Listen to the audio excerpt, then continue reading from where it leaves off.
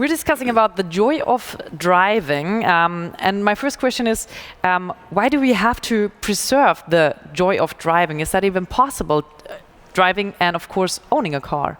What do you think, Deneb? In my opinion, I think it's key that we still have joy in whatever we're doing.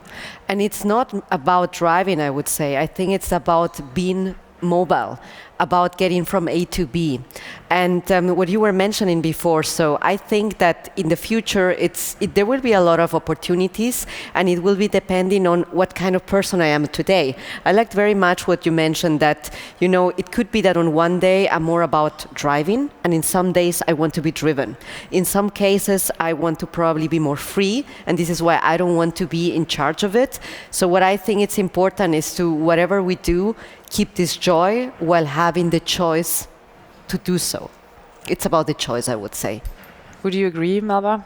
I would agree, and I would add to that that they're going to be the same person that has very different needs at different times. So there's the joy of just getting to the place you need to get to quickly and swiftly and hopefully cheaply and safely. And then there is the joy of actually getting there in luxury, or in a very comfortable way. So I would add to that, I think the joy of driving is sort of one section of that, but there is actually a broader joy, which will also be the joy of owning. And we humans, being who we are and being creatures of status, is we are always looking for social indicators that sort of show the world, who we are, how well we've done, how much disposable income we have. And so I think cars are going to remain that.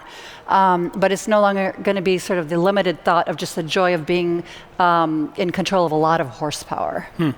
This is a good point. A car is still a status symbol right now. Richard, do you think we have some kind of status symbols in mobility in the future when we all drive autonomously and we all share our cars? Is there still something left that's kind of a status symbol? I do, yeah. From a design point of view, and one of the reasons why you become a car designer is because you want to style a car, right? It's what you grow up with, what you think you're going to do, and I think actually, firstly, with electric platforms, there's going to be, like Melba talked about earlier, there's going to be an opportunity to kind of the rebirth of coach building. So the beginning of cars, originally, the companies would build the chassis, right? And the coach builders would build the coach and the interior. And I think there's going to, that resurgence is going to happen again. I think that's going to come back in a big way. And autonomy is going to take it even further, because imagine you don't need vision angles, all that stuff. You don't need pedestrian impact areas because these things are safe. Suddenly this becomes a kind of art piece. It could be that the opportunity for you to have self-expression on your vehicle will become even more and even further, and we'll have maybe completely wacky stuff, wacky racist stuff, Perhaps someone will choose to have one of your characters as their car to drive to work in, and why not? And I think self-expression, I think, is the technology will give us the opportunity.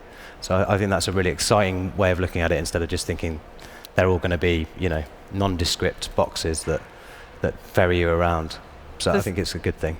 Is that a kind of advice you give the companies? You say, focus on design, focus on art. You called it art. Yeah. Is that a good thing to say, all right, this is what a brand will be in the future. It's more about design, and the technology will be quite similar in a running system. Yeah, it depends on who the manufacturer is and what they're trying to say. I go back to what I said earlier about the why. The car company has to ask themselves the why are we making this thing, or who we are as a company.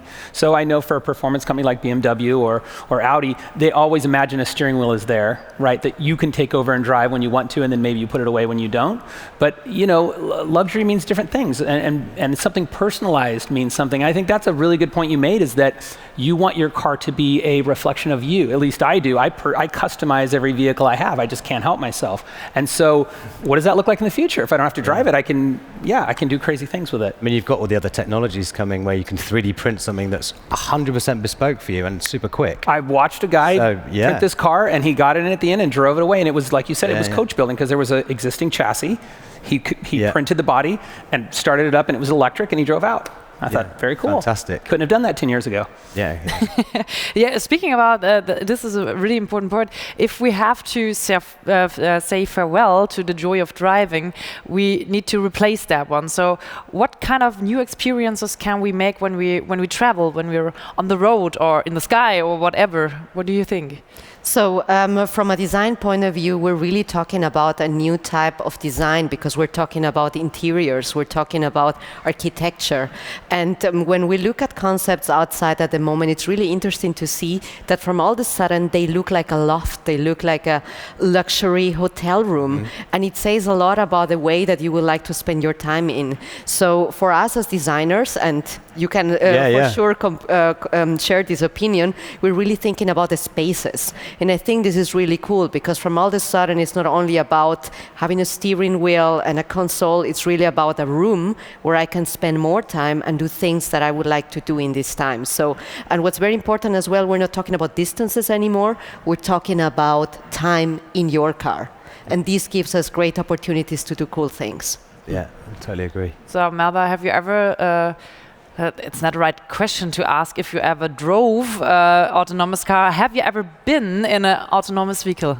I have a couple times, and so the interesting thing about it is it's interesting for about 5 minutes because you look at, they have the software running, but it very quickly, as it should, becomes very boring.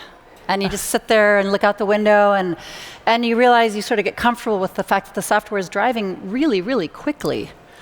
And so it's not very dramatic when the driverless car is working as it should. It's just a nice, comfortable way to get somewhere. But speaking of the joy of driving, one of the things we wrote about in our book, Driverless, was this idea that someday humans will still want to drive, but they'll go to a driving range. So there's going to be this special place set aside. You're going to wear a crash helmet.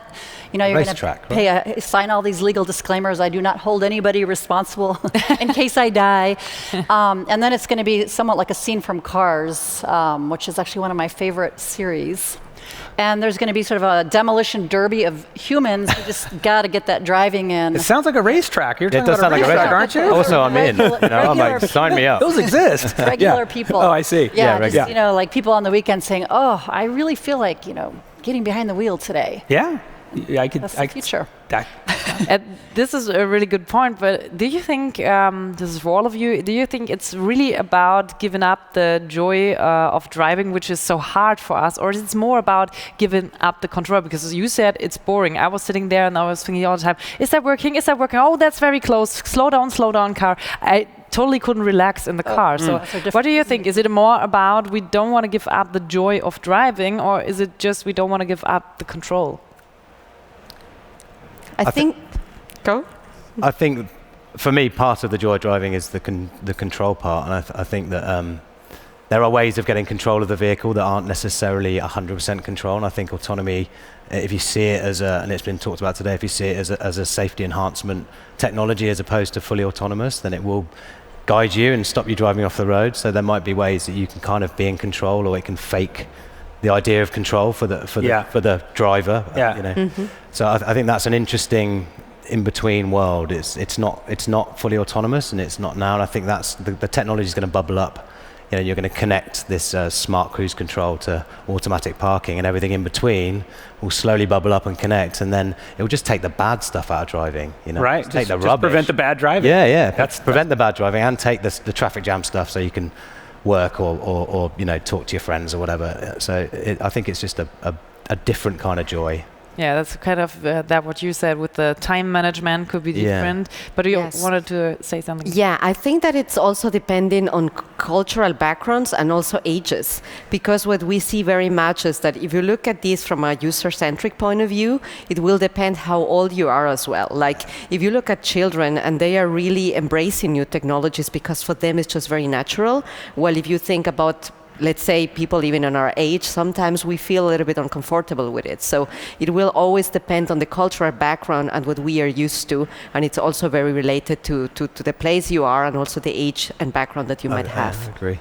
So I found something very interesting when I did some research, because especially here in Germany, demographically we are getting older and older, but there are not less driver licenses in 2018. The rate of driver licenses increased actually, and that was very, I was very surprised by that, because I thought that the younger people, they don't want to drive, they don't want to have a car, but this study says that it's just a matter of time, because they do things later, they marry later, they buy their houses later, so this is just a shift of the age, if you can say so. is it surprising for you, or do you say, yeah, that's what I see in my environment? The young people want to drive a car, they want to have a car. I wonder if they're using the driving licenses, or they're just getting them, and so they've got Actually, it, and it's in the wallet, and then they can use a car. That was also in the study. They use the car more than the other generation, which is, for example, the baby boomers. They use it very more often. They get their cars later, but they use it more often than all the other generations. This is very interesting. So we're later at the point, but they use it really very frequently.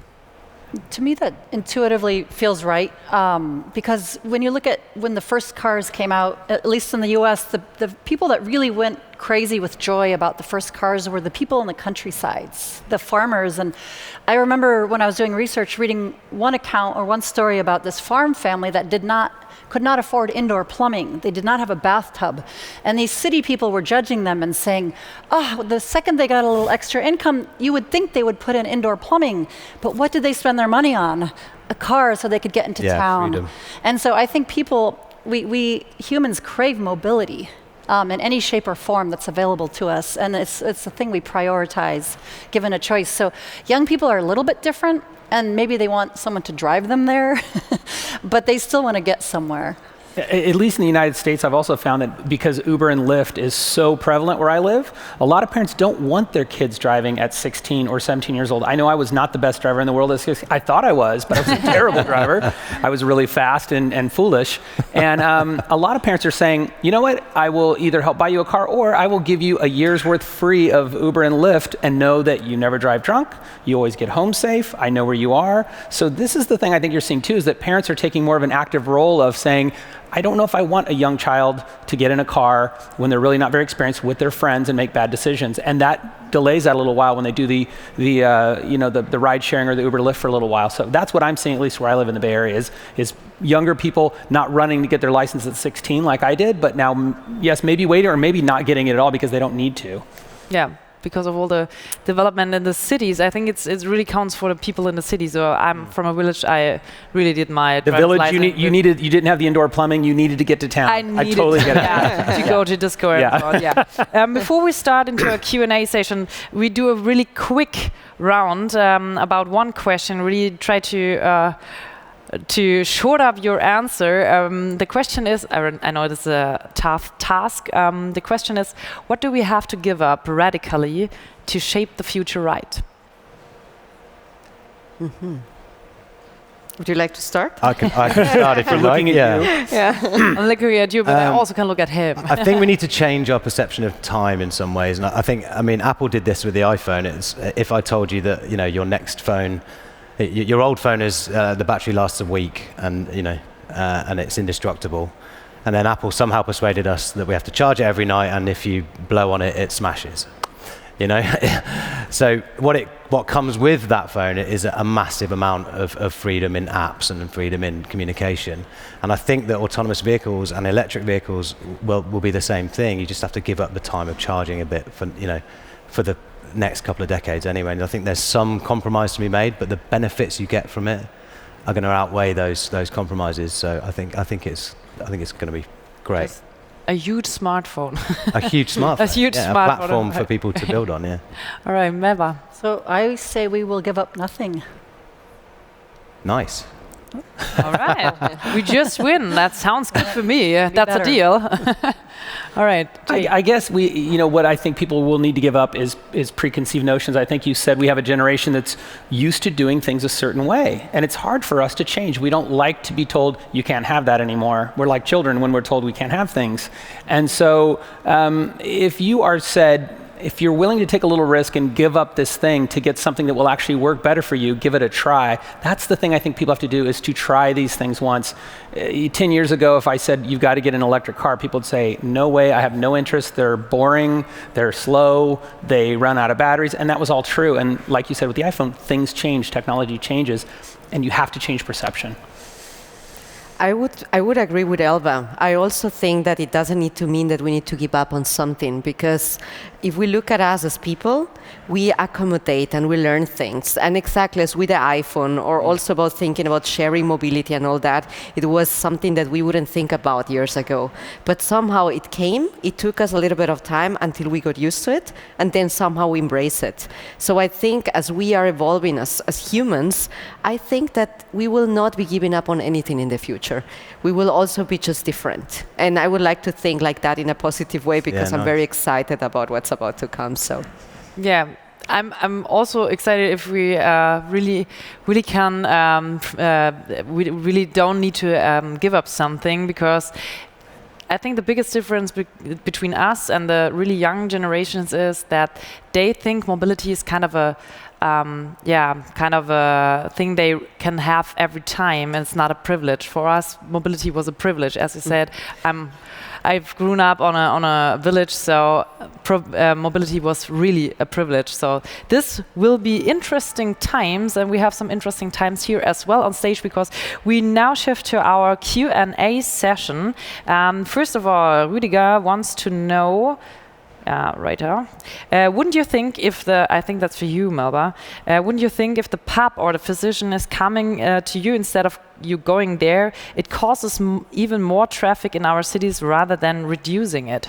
So I think that is sort of the first stage is traffic, but when you think about the other effects that are, the changes that are going on in concert with these services starting to come to us, we have to remember that driverless cars can be a lot smaller. They can travel much more closely together.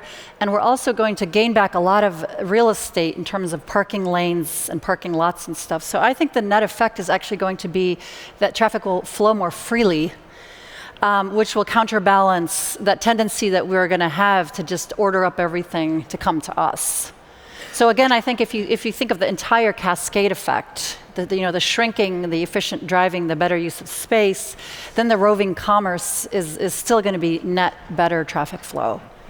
So, Richard, you said we have a huge mobile phone and everyone should have access to it. So do you think that will make the traffic even more increase, or you say it can reduce it because we can share it and that's working as well? I think I agree with Melba. You know, if everything's talking to everything in a system, I think that it can mitigate against traffic in a lot more effective way than we can, because we can't communicate that quickly. It's instant, you know, and people sort of forget. It's so much more instant than us even talking. It's digitally instant. It's binary. It's just already there.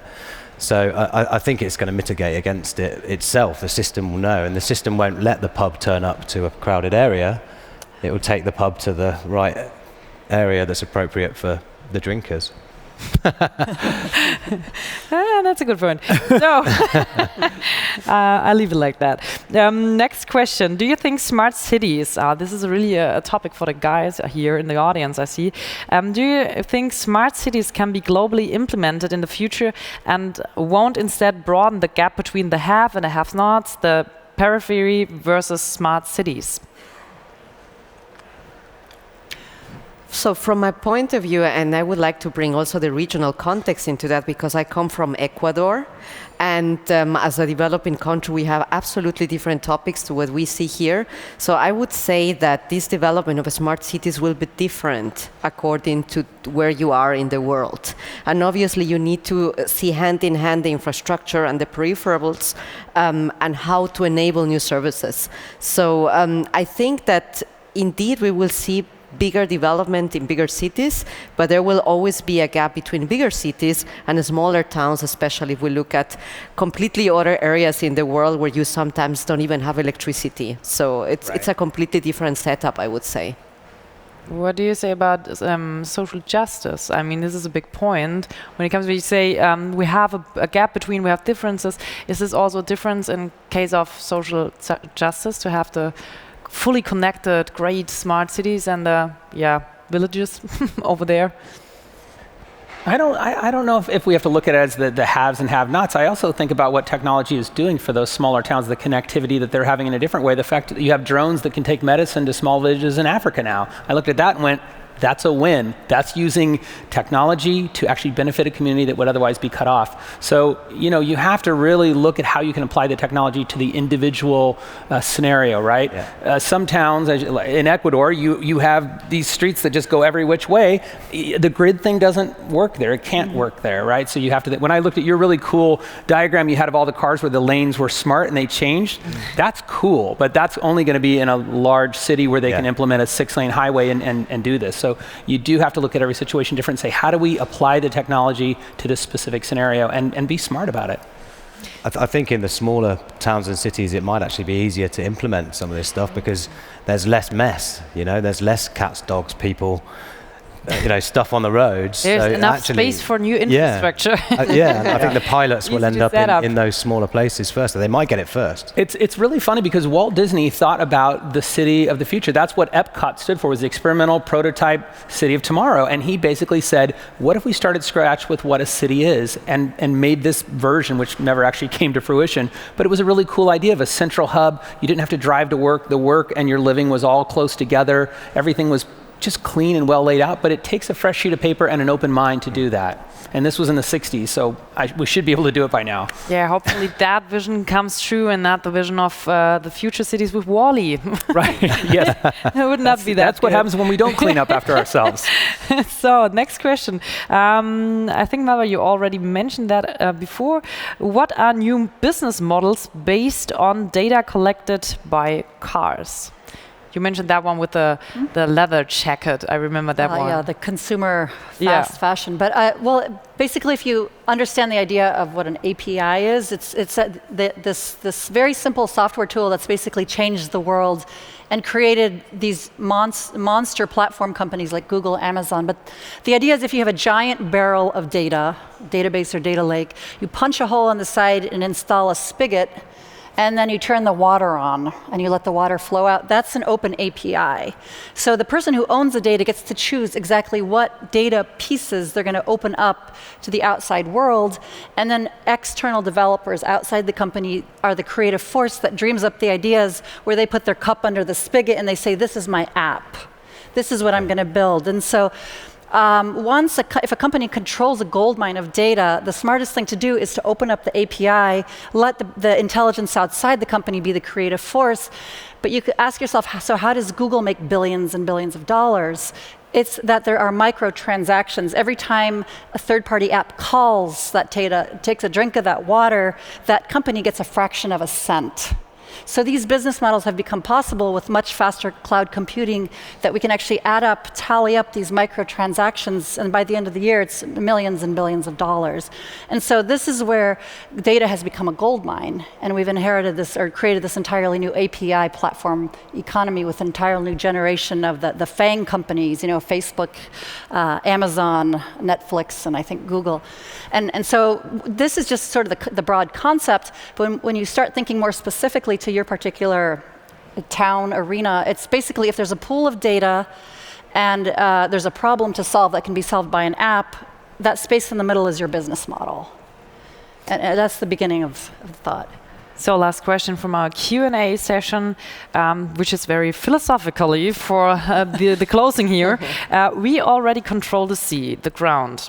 The air is still a space humankind does not dominate. Is it really desirable to change that to control every city space? The question is controlling the airspace? Yes. I think you do that right now. There's certain places you can't fly a plane, so we do kind of control the airspace. I think it's about more using for like just velocopters, helicopters, things like that, drones. You look back at the magazines from the 50s and they showed the flying car. That's a terrible idea. People can barely drive on a road. I sure don't want somebody who's, zoning out, flying a plane into something. So, you do have to think about what that looks like. It's funny though, the future has always been about flying. I wanted a flying car as a kid to get in a jet and fly away is cool, but got to be smart about these things too. The problem is you get a really terrible car and a really terrible aeroplane. So if you're willing to step out of your good car and get into a good aeroplane, it's actually a better way of doing it. I mean, autonomy works better in the air, though, as we've heard today, and it makes more sense there. But do we want that buzzing noise constantly above us? I don't know. There's questions, and who controls it, and it's going to be the next. It's probably going to be the next big question, once we fix some of the autonomous issue. Yeah, it's also a safety topic because if you, for example, the pedestrian can be in the air, pedestrians, they can fly there and the cars are on the road. There could be a possibility for the future. What do you say?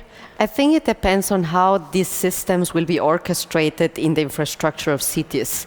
So if the value is big and by doing this we're creating a benefit for more livable cities, then I think it would be something very good for everybody, but it depends on the integration and what actually the value is that is coming with it. All right, so thanks for that one. Thanks for your questions, they were great. And I close this panel with our typical fake or future quick round. So you show me with your thumbs up or thumbs down if you agree or not agree with the sentence I read now. In 2050, there will be only autonomous cars or vehicles, and you have to pay the penalty if you drive cars on your own. That's a good one. I like that. Because you hope not, right? But Not you sure know it's about going to that happen. When we give up the chance to drive by ourselves, we give up boundless freedom. Sort of middle. All right. In 30 years, there will be a Pixar movie about forgotten retro cars with combustion engine which fight back for their right to be alive and riding on the streets. Please do it. Yeah, Sure. I hope hopefully so. there will. Okay. So I say thank you very much. Big applause for this panel. Thank you so much. Thank you.